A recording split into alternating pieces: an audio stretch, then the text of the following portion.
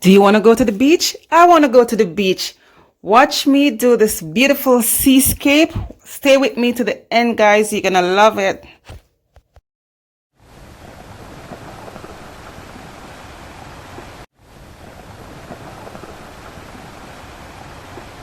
Hello everyone, welcome back. It's Camille.